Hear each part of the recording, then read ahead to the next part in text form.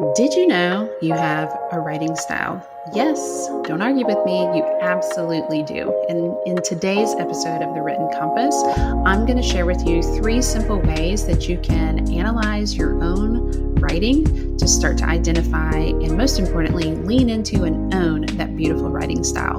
Let's get started.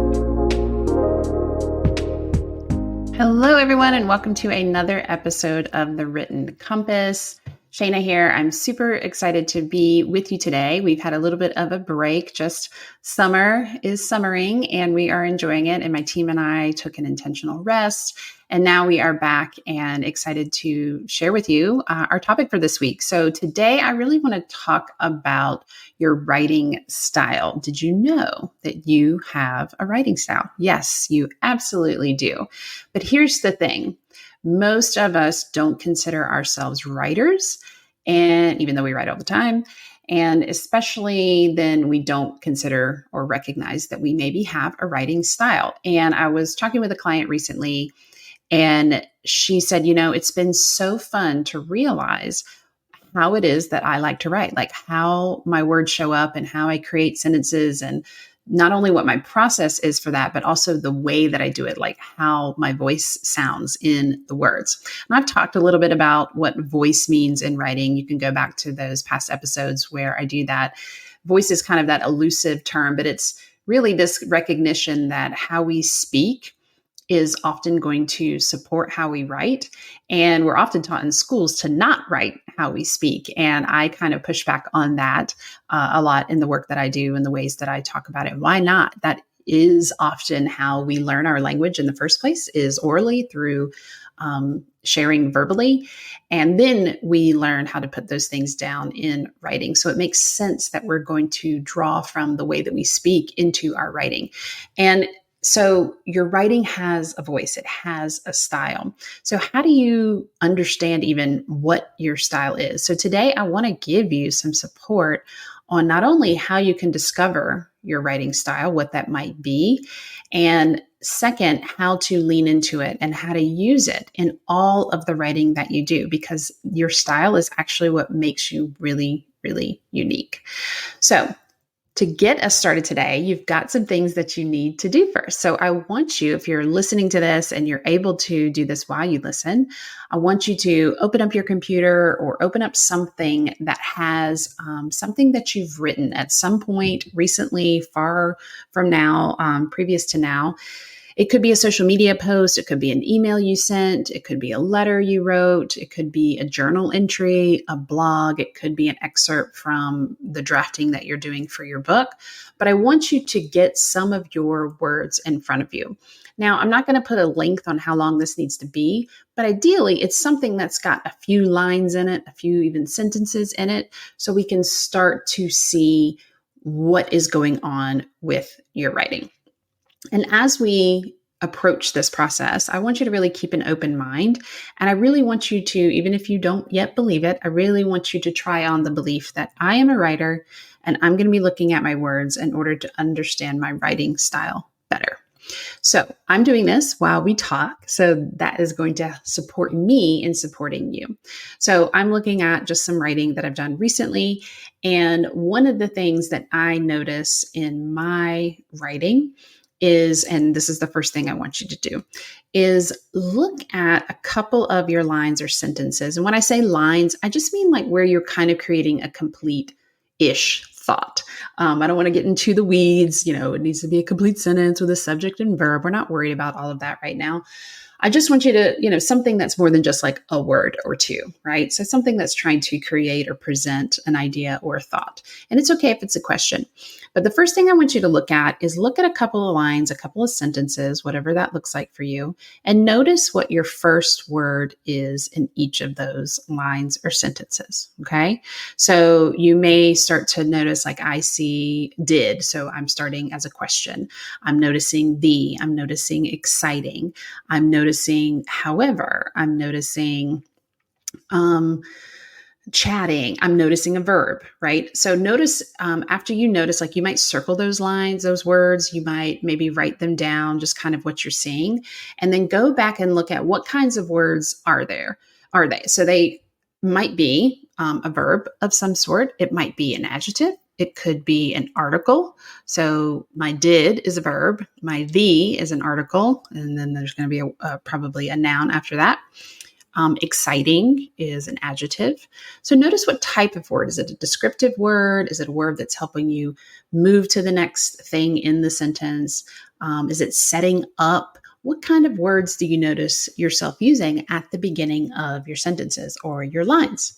Now, this isn't to critique what is there, remember. This is for us to get to know ourselves as writers, what is going on with our writing, right? So just noticing, for instance, if you notice that almost every sentence starts with an adjective or starts with the same word, then you can get really curious about that. Oh, I seem to have a style where I like this kind of word, or I like this style of word. And you can then start to go, do I like that? Do I want to keep that? Is that really my voice? Would I want to do something different? But it just helps you start to recognize what are some patterns in your writing that you just wind up doing without really thinking about it. Okay. The second thing I want you to do is notice where you have a first capital letter, the beginning of the sentence, and where the punctuation, the end of the sentence is. And I want you to count how many lines are in that sentence. So for me, example, as I'm looking at some of my writing here, I already know the answer to this because I know my writing style. There's going to be many lines in almost every sentence. And I'm going to talk in a minute about what that allows me to do as a writer. So I like to write long sentences, and that is great. I own that in my style, but I also know that that is sometimes difficult for a reader to sustain long sentence after long sentence after long sentence after long sentence, right? With commas in the middle or semicolons or whatever.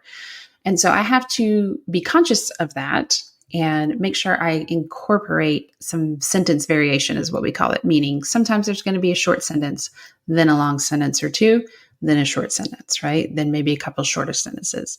So this is something where I can start to become aware of my tendency, my style, and then I can make a change if I so choose. Sometimes I want to make my reader breathless. I want to have long sentences for an intentional purpose. So looking at how long do I tend to have my sentences be, right? Like that's something that you can start to notice about yourself. And in turn, maybe you notice you like shorter sentences. You tend to write in shorter sentences. Great. What do you think about that?